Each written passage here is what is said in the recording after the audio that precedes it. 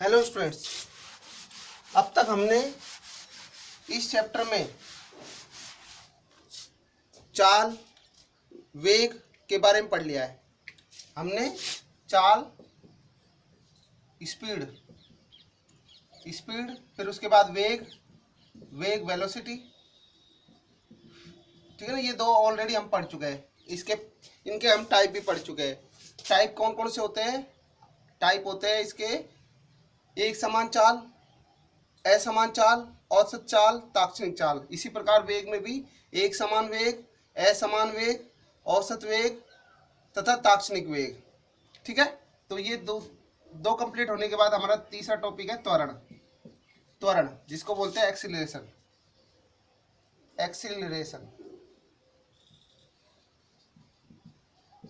ठीक है भाई, तीसरा टॉपिक है। राइट, ये तीनों टॉपिक कंप्लीट होने के बाद मैं आपको जो नई बुक है एनसीईआरटी की जो बुक है उसके अकॉर्डिंग पढ़ाऊंगा मैं। और वो मैं चैप्टर 3 स्टार्ट करूंगा इसमें, क्योंकि हमने जो पढ़ा है वो उसमें वही काम आएगा। चैप्टर 3 एनसीईआरटी की बुक के अकॉर्डिंग वो उसको स्टार्टिंग से पढ़ेंगे। जो बच्चे लेट जुड़े हैं या किसी वजह से नहीं जुड़ पाए ग्रुप में, तो उनके लिए थोड़ा फ़ायदा मिल जाएगा। और सारा जो मतलब जो भी पढ़ाया है ना वो बेसिक उसमें भी काम आएगा। ये जो अभी तक पढ़ाया है वो उसमें भी काम आएगा। ठीक है ना। तो जो पहले मैंने पढ़ाया था ना वो क्या था? जनरली बेसिक टॉपिक्स थे। राइट भाई। तो जो अगली वीडियो में बनाऊंगा, नेक्स्ट वीडियो बनाऊंगा, वो मैं एनसीईआरटी बुक के अकॉर्डिंग बनाऊंगा अगली वीडियो। राइट भाई। और जो मैं नोट्स भेजूंगा, आज से जो नोट्स भेजूंगा वो एनसीईआरटी सिलेबस के अनुसार है, एनसीईआरटी सिलेबस के अकॉर्डिंग है, अकॉर्डिंग नोट्स भेजूंगा मैं आपको। ठीक है भाई, नोट्स आज से भेजूंगा मैं। ठीक है, नोट्स टुडे। और जो वीडियो बनाऊंगा वो मैं कल भेजूंगा, क्योंकि इसमें आज हमारा जो टॉपिक रह रहा है वो त्वरण रह रहा है, ये कंप्लीट हो जाएगा। तो नोट्स तो मैं आज से भेज दूंगा और जो वीडियो बनाऊंगा वो कल भेजूंगा उसकी, एनसीईआरटी की। राइट भाई। तो हम आज जो स्टार्ट करते हैं, इसमें लास्ट त्वरण है। तो त्वरण कंप्लीट होने के बाद मैं आपको नई बुक के अकॉर्डिंग पढ़ाऊंगा, क्योंकि आपका सिलेबस चेंज हुआ है।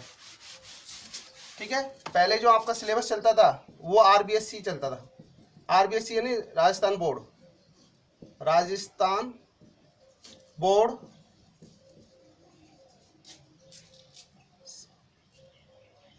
Secondary education, senior secondary education, Rajasthan board के अकॉर्डिंग चलता था। अब जो है आपका नेशनल लेवल पे चलेगा। नेशनल का मतलब पूरे ऑल ओवर इंडिया में, नेशनल काउंसिल एजुकेशन।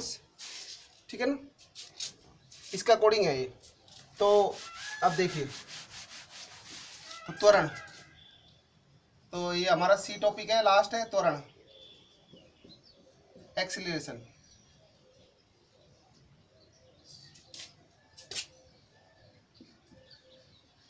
इसको किससे रिप्रेजेंट करते हैं? देखो, वर्ड ए से रिप्रेजेंट करते हैं।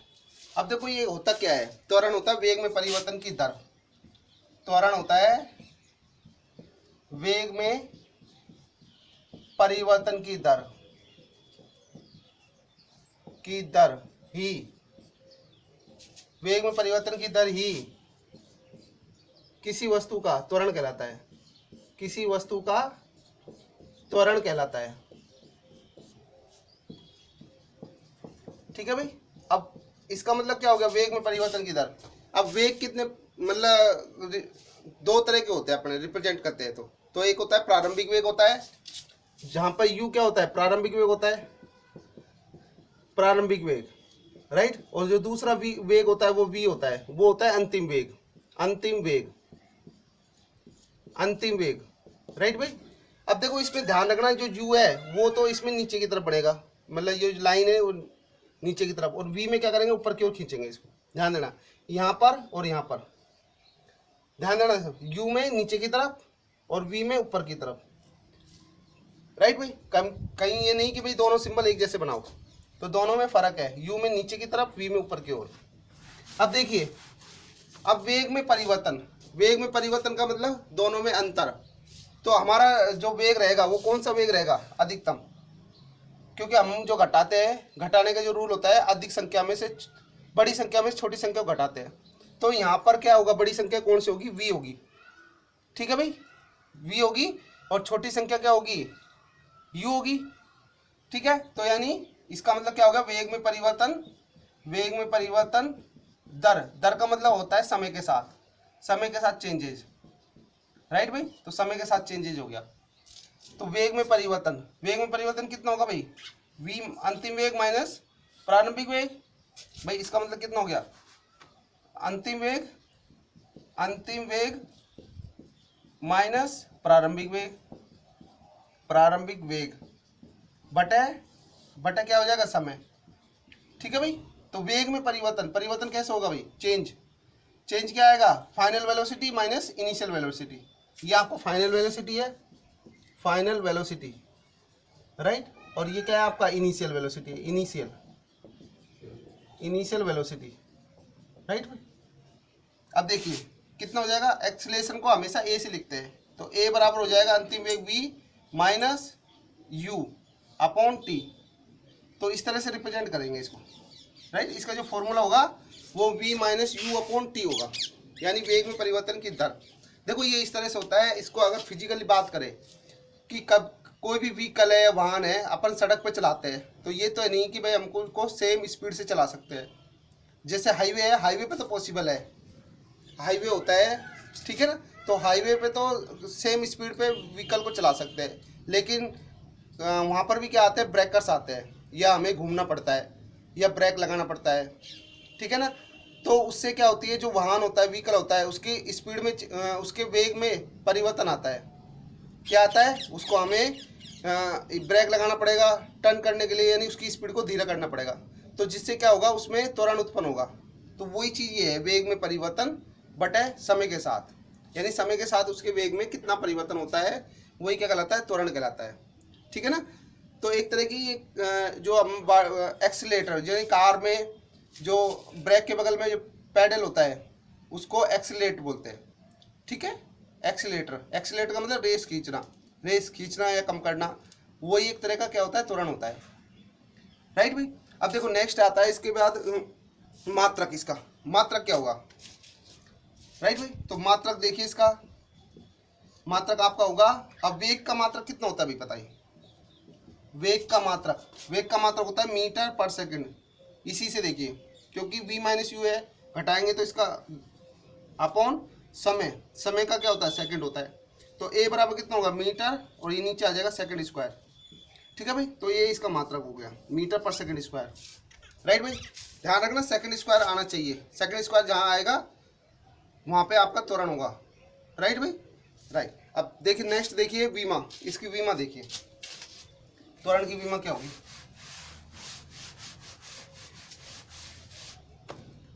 त्वरण की विमा,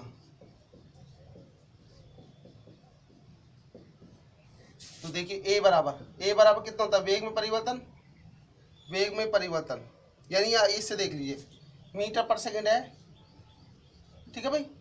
अब मीटर पर सेकंड है तो मीटर को किस में मापते हैं, लेंथ में, लेंथ में, ठीक है। और समय को किस में मापेंगे, सेकंड में, तो सेकंड का स्क्वायर है, टी का स्क्वायर है, ठीक है। तो कितना हो जाएगा ये L1 t माइनस 2, राइट भाई। पर देखिए हमेशा जो वीमा लिखी जाती है वो MLT के फॉर्म में लिखी जाती है, MLT। अब यहाँ पर द्रव्यमान कोई है ही नहीं, kg ग्राम कुछ है ही नहीं, तो क्या होगा, a बराबर m0, क्योंकि द्रव्यमान है ही नहीं, L1 t माइनस 2, ये इसका क्या हो जाएगा, त्वरण हो जाएगा, त्वरण की विमा हो जाएगी, राइट भाई, ठीक है। इसके बाद शायद है त्वरण कैसी राशि है भाई, त्वरण कैसी राशि है, त्वरण एक सदिश राशि है। कैसे है, क्योंकि वेग में परिवर्तन है। अब वेग है,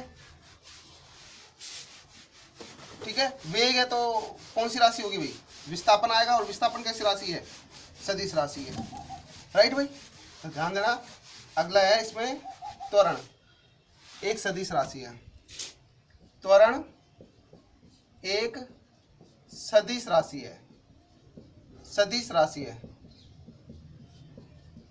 ठीक है ना। अब सदिश राशि में क्या क्या चीज की जरूरत पड़ती है, ध्यान देना सभी, सदिश यानी दिशा सहित, इसका मतलब क्या होगा, दिशा सहित, दिशा सहित। तो इसका मतलब हो गया इसमें हमें दो चीज चाहिए, परिमाण, परिमाण प्लस दिशा, दोनों चीज चाहिए। और अदिश में केवल हमें खाली केवल परिमाण चाहिए, राइट भाई। तो देखिए सदिश, अब सदिश क्यों है, क्योंकि ए बराबर कितना होता है, वेग में परिवर्तन, वेग में परिवर्तन, परिवर्तन बटे समय, बटे समय। अब वेग की वेग की परिभाषा क्या होती है, विस्थापन बटे समय, ठीक है ना। तो विस्थापन कैसी राशि है, सदिश राशि है, तो इस कारण क्या होगी, त्वरण सदिश राशि। अब सदिश राशि है तो ये लिखेंगे इसको, ठीक है ना। तो जहां अब देखो यहाँ पे ये सिंबल रिप्रेजेंट कर रहा है, यहाँ पे ए तो क्या है और जो एरो निशान है, तो ए तो क्या बट रहा है, इसको परिमाण को शो कर रहा है, परिमाण को, परिमाण को। और जो तीर का निशान है वो किसको निशान कर रहा है, दिशा को, ठीक है ना। तो यानी क्या हो गया, परिमाण प्लस दिशा, राइट। इस कारण इसको जो सदिश राशि है, सदिश राशि के ऊपर हमेशा वेक्टर लगाया जाता है, यानी दिशा का चिन्ह लगाया जाता है, राइट भाई। तो ये हो गया। अब देखिए त्वरण, एक तो होता है हमारा रेखीय त्वरण, एक होता है हमारा गुरुत्वीय त्वरण। दोनों में क्या डिफरेंस है, देखिए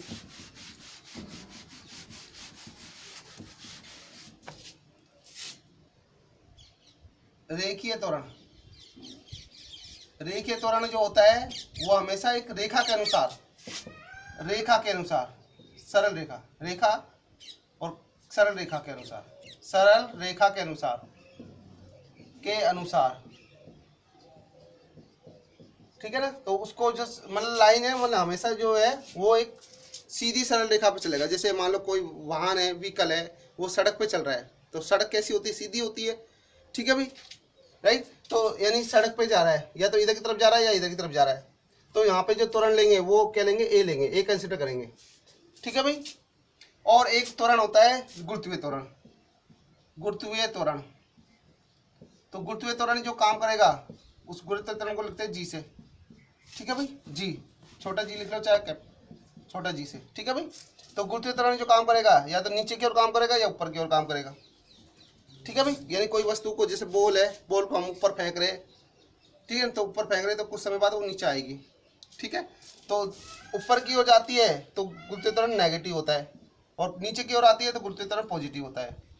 और जी का मान जो होता है वो कितना होता है, जी का मान होता है 9.8 मीटर पर सेकंड स्क्वायर, ठीक है ना। और ए की जो यूनिट होती है वो भी कितनी होती है आपके पास, मीटर पर सेकंड स्क्वायर ही होती है। तो दोनों का मात्रक सेम है, ध्यान देना, ठीक है। तो कभी कभी हम जो जी का मान है वो लगभग 10 के बराबर लेते हैं, क्योंकि 9.8 है, 0.2 की कमी है, ठीक है ना। वैसे एग्जैक्ट वैल्यू इसकी ये होती है, एग्जैक्ट वैल्यू ये होती है, लेकिन इसका जो अप्रोक्सीमेट मान है वो हम 10 ले सकते हैं, ठीक है भाई। तो रेखा के अनुसार होता है, रेखा के अनुसार, जैसे कोई वाहन है, व्हीकल है, वाहन है, सड़क पे चल रहा है, सड़क पर, वाहन सड़क पर, ठीक है, तो वो जो होगा उस पर त्वरण लगेगा, वो कौन सा लगेगा, रेखीय त्वरण काम करेगा। और जो दूसरा है आपका गुरुत्वीय त्वरण, गुरुत्वीय त्वरण कब लगेगा, जब वस्तु को हम ऊपर या नीचे फेंक रहे हैं, ठीक है ना। तो वो आपका कौन सा होगा, गुरुत्वीय त्वरण होगा, राइट भाई। तो ये हमारा, अब इसके बाद त्वरण के प्रकार आते हैं। त्वरण के प्रकार कौन कौन से होंगे वो देखते हैं हम, कि एक समान त्वरण, फिर असमान त्वरण, असमान त्वरण के बाद जो आपका आएगा नेक्स्ट औसत त्वरण, ताक्षणिक त्वरण। तो देखिए त्वरण के प्रकार, त्वरण के प्रकार, पहला आता है आपका एक समान त्वरण, एक समान त्वरण, ठीक है भाई। अब एक समान त्वरण में क्या होगा, उसकी दिशा और परिमाण क्या होते हैं, समान होते हैं। दिशा, परिमाण, परिमाण प्लस दिशा क्या होंगे, समान होंगे, समान ही होंगे, ठीक है ना। यानी परिमाण क्या होता है, ए सदिश का मोड होता है परिमाण, और दिशा क्या होती है, ए सदिश। ये दोनों का मान क्या होगा, समान होगा, समान होगा। यानी दोनों अगर मान लो इसकी दिशा में चल रहे हैं, ठीक है, तो यानी इसका जो परिमाण है वो तो ये ए हो जाएगा, और ये वेक्टर लग रहा है, यानी इसका दिशा हो जाएगी, दिशा हो जाएगी, ठीक है। तो ये टोटली कितना हो जाएगा आपका, ए सदिश का ये होगा इस तरह से, क्योंकि इसमें क्या है, ये तो परिमाण को बता रहा है, परिमाण, ठीक है। यहाँ से ये बिंदु है, जो बिंदु यहाँ से लेके यहाँ तक, और ये किसको बता रहा है, दिशा को। तो दिशा देखो, परिमाण तो ये हो गया, और इसके ऊपर हमने एरो लगा दी, तो यानी ये हो गया। तो यानी इसका मतलब क्या होगा, यदि किसी वस्तु का परिमाण व दिशा दोनों समान होंगे तो उस तरह का जो त्वरण होगा वो क्या होगा, आपका एक समान त्वरण होगा। ठीक है भाई। अच्छा, दूसरा आता है आपके पास असमान त्वरण। असमान त्वरण, अब इसमें क्या होगा आपका, असमान त्वरण।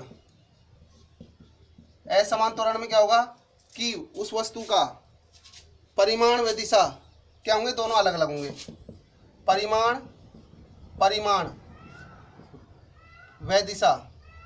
व दिशा दोनों अलग अलग होंगे, दोनों अलग अलग होंगे। ठीक है। अब जैसे एग्जाम्पल, जैसे कोई वृत्ताकार पथ में गति करता है, ठीक है भाई, कोई वृत्ताकार पथ में गति करता है तो उसका वेग यहाँ पे अलग होगा, यहाँ पर अलग होगा, ठीक है ना, यहाँ पर अलग होगा, यहाँ पर अलग होगा। ठीक है भाई, इस तरह से। तो देखो इसका क्या होगा, परिमाण तो अलग है और दिशा भी अलग है। यहाँ पर दिशा अलग है, यहाँ दिशा अलग है, यहाँ दिशा अलग है, यहाँ। तो यानी एक एग्जाम्पल है, एक वृत्ताकार पथ में गति, एक वृत्ताकार पथ